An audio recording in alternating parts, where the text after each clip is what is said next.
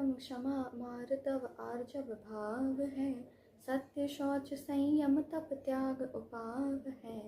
आकिंचन ब्रह्मचर्य धर्म दश सार है। चहुगति दुख तय कारि मुकति करतार है। दयानंद राय जी कृत 10 लक्षण धर्म पूजन के पंक्तियों के आधार से हमने उत्तम क्षमा और मार्दव का स्वरूप देखा। अब क्रम को आगे बढ़ाते हुए उत्तम आर्जव का स्वरूप देखते हैं। ऋजोर भावः आर्जवः, यानी सरलता का नाम आर्जव है। और आत्मा में जब माया कषाय की उत्पत्ति होती है तो उस सरलता का घात होता है।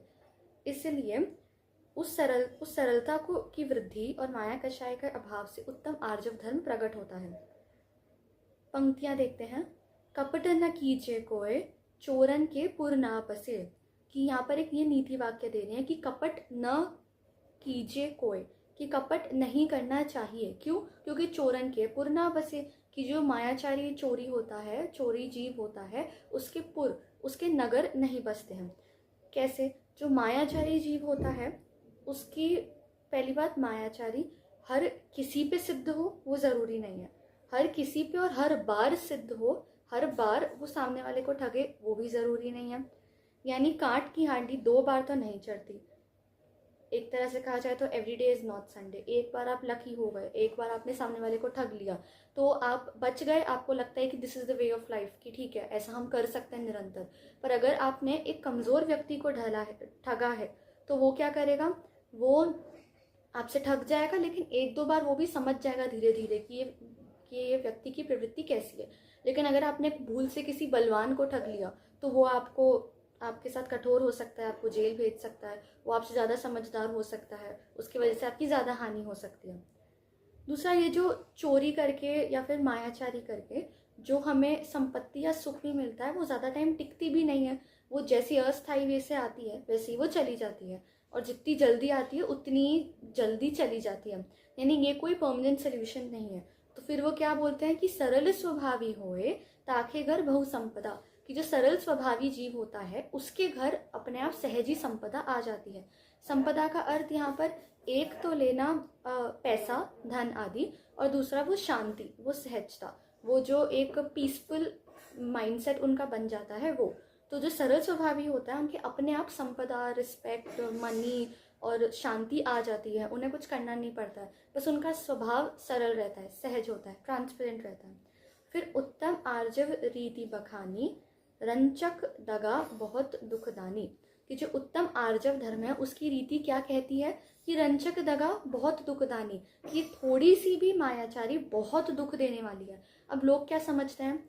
लौकिक जीवन में लोग कहते हैं कि थोड़ी मायाचारी होनी चाहिए, कि मायाचारी में थोड़ी समझदारी होती है, कि अपना काम सामने वाले से निकलवाना भी एक कला है। ऐसा लोग कहते ही हैं कि ये देखो उसका भी फ्रेंड है, इसका भी फ्रेंड है। हम कभी कभी एडमायर करते हैं ऐसे लोगों को कि अरे इसने कितनी चालाकी से उसको ठग लिया, हमें पता भी नहीं चला। यानी हम जिन जिन चीज़ों को इतना ग्लोरीफाई करते हैं उसका सच्चा स्वरूप तो देखो कैसा है। ये जो सुख उन्हें भी मिलता है वो कितना शॉर्ट लिव्ड है, वो भी इसमें खुश नहीं रहते हैं। दूसरा, ठगना, एक कमज़ोर व्यक्ति ठगने को रिजॉर्ट करता है। एक कमज़ोर व्यक्ति ही किसी को ठगने की कोशिश करता है। जो इनसिक्योर होता है वो सामने वाले को ऐसे कुनीति और कुकार्यों से जीतने की कोशिश करता है।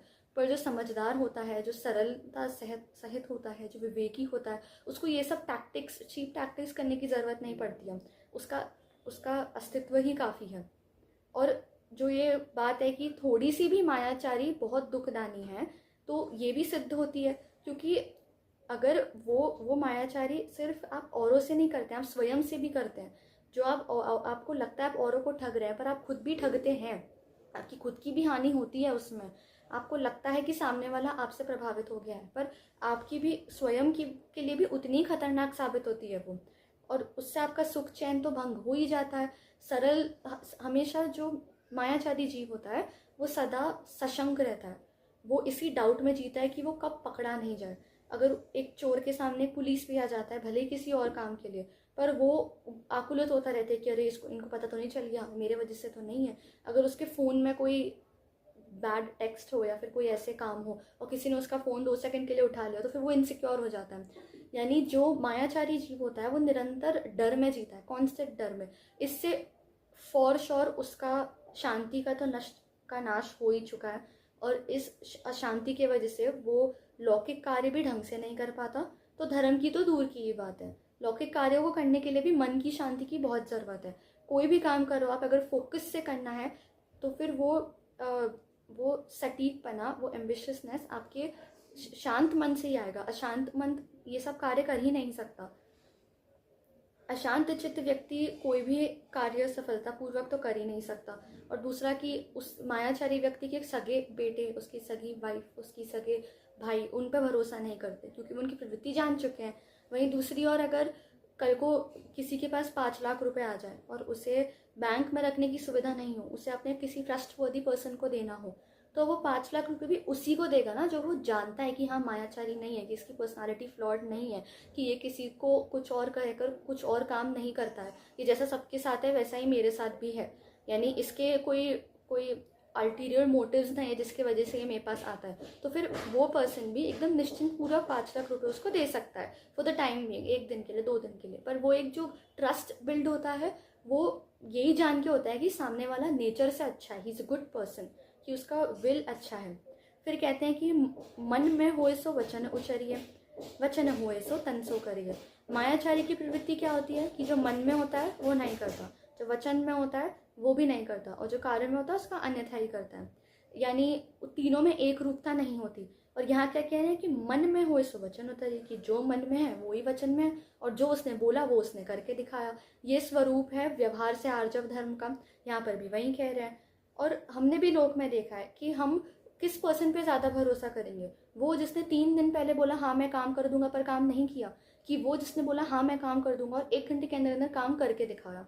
यानी हम भी उन पे ही भरोसा करते हैं जो अपने वचन से अपने काय तक जाते हैं। वचन बोल दिया तो काय तक पहुंचते हैं, वचन के बाद रुक नहीं जाते हैं। और हमने भी लोक में देखा है कि जितना जो चीज़ हमारे मन में निरंतर चलती रहती है, एक पॉइंट के बाद वो ही वचन में निकलती है।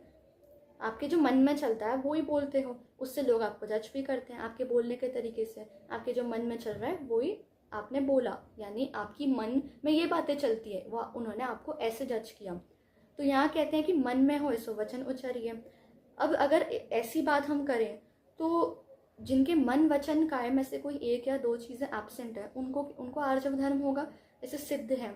उनके मन और उनके वचन और काय तो होता नहीं है पर मन तो होता है, तो क्या उन्हें आर्जव धर्म नहीं है? या फिर जो एक इंद्रिय जीव हैं उनके मन और वचन नहीं होता, सिर्फ काय होता है, तो क्या उन्हें आर्जव धर्मधारी कहेंगे? या फिर जो भावलिंगी मुनि हैं, जो सिर्फ जो तीर्थंकर वाला जीव मुनि व्रत धारण करने के बाद मौन व्रत ले लेता है, तो उसके वचन तो नहीं है, मन और काय है, तो क्या वो भी आर्जव धर्मधारी है? तो ये सब कथन स्थूल से कहा। जो मन वचन काय की परिभाषा हमने बनाई, वो मन वचन काय की एक रूपता ही आर्जव धर्म है, ये व्यवहार से कहा। क्योंकि व्यवहार से अगर इस धर्म का पालन करना है तो इनमें एक रूपता होनी चाहिए। लेकिन निश्चय से, ये स्थूल कथन हुआ, लेकिन सूक्ष्म कथन तो आत्मा में जितने भी विभाव भाव की उत्पत्ति है वो सब मायाचारी में आएगी। यानी आत्मा में मोहराग द्वेष की उत्पत्ति, वो भी मायाचारी में आएगी, क्योंकि आत्मा का जो सहज सरल स्वभाव है उससे विपरीत किया आपने, उसके विपरीत भाव आए आपके मन में, तो यानी आप मायाचारी धारी हो गए। तो निश्चय से देखने पर आत्मा का सहज वीतराग स्वभाव ही उत्तम आर्जव धर्म है। फिर कहते हैं कि जैसे किसी का मन में हो ऐसा वचन उतरिए, पर इसका मतलब ये नहीं है कि अच्छा अगर भूल से मेरे मन में आ गया कि ये इतना परेशान कर रहा है मच्छर, इसे मार देती हूँ। अब ज़रूरी नहीं है क्योंकि मेरे मन में अगर ये बात आ गई है और मैंने भूल से बोल दी है, अगर मन में आ गई है तो मुझे बोलनी ही पड़ेगी, अगर भूल से बोल दी है तो मुझे करके दिखानी ही पड़ेगी, ये कोई कंपल्शन नहीं है। यानी ये कुकार्यों में ऐसा नहीं मन में होए सो वचन उतरिए, वचन होए जो तन सो करिए। यहाँ ये बात कर रहे हैं कि अगर कि आपका मन इतना पवित्र बनाओ कि अगर आपकी भूल से मन में कोई ख्याल की उत्पत्ति हुई है और वो भूल से वचन में निकल जाए तो फिर फूलों की वर्षा हो जाए, और अगर वो वचन आपने भूल से इम्प्लीमेंट कर दिया तो फिर जगत निहाल हो जाए। यानी यहाँ पर मन को इतना पवित्र बनाने की बात है कि आपको एक आप खुद का स्थितिकरण कर लो। अगर भूल से मन में कोई ऐसे ख्याल आए जो नहीं आने चाहिए तो तत्क्षण आप स्थितिकरण करके अपने आप को वापस धर्म से विचलित नहीं होने दो। यानी यहाँ बोल रहे कि मन को इतना पवित्र बनाओ कि जो मन में होए वचन उचरिए, जो वचन होए तन सो करिए। और करिए सरल तिहु जोग अपने देख निर्मल आरसी।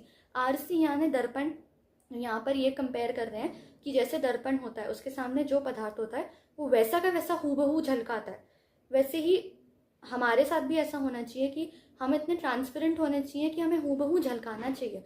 हमें किसी से कुछ और कहना, फिर उससे कुछ और काम निकलवाना, ऐसी प्रवृत्ति नहीं होनी चाहिए। सहज, सरल, स्वाभाविक, ट्रांसपेरेंसी, जैसे हम अंदर हैं वैसे ही हम बाहर दिखते हैं। फिर मुख करें जैसा, लखें तैसा, जैसा जैसा दिखते हैं वैसा ही करते हैं। कपट प्रीति अंगारसी, और यहाँ पर एग्जाम्पल दे रहे हैं अंगार की, कि जैसे अंगार होता है वो बाहर से तो राख जैसा ठंडा दिखता है, पर उसे छूने पर पता चलता है कि अंदर से तो वो आग है, वो जलाने वाली है। तो वैसे ही मायाचारी जीव होता है जो बाहर से तो एकदम सज्जन दिखता है, वो सज्जनता की को ओढ़े बैठा है, लेकिन अंदर से वो बहुत ही पापी है, मानी है, रागी है, कशाई है।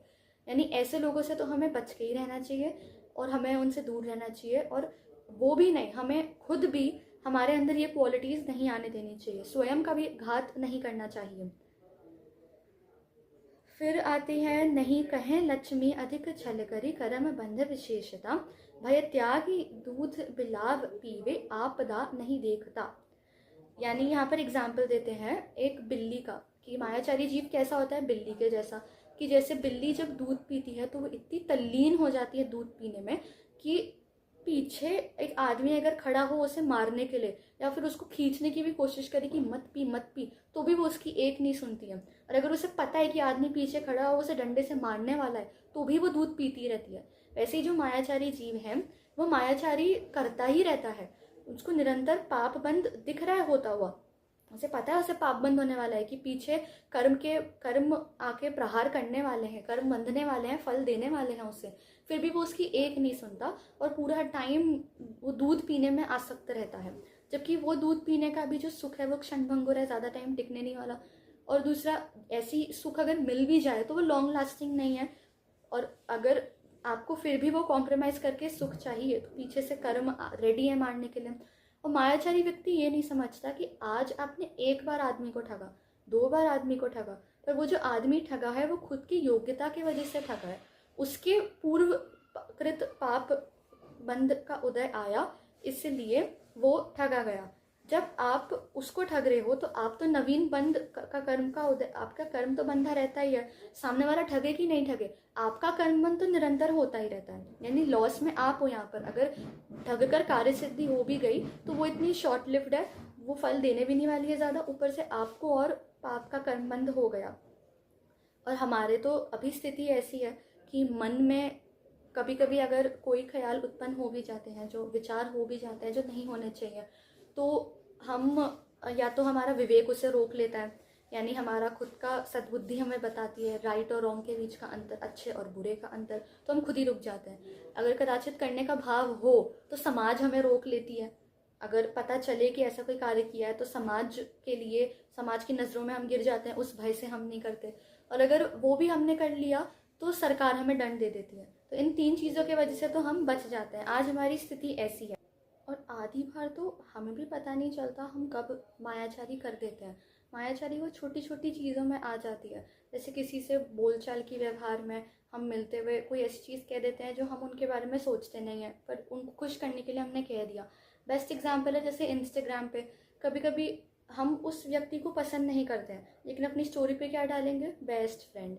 यानी पसंद तो करते हैं नहीं, लेकिन उस व्यक्ति को अच्छा लगे और समाज में मैं इस तरह से देखा जाऊं, इसके लिए मैंने ऐसा किया।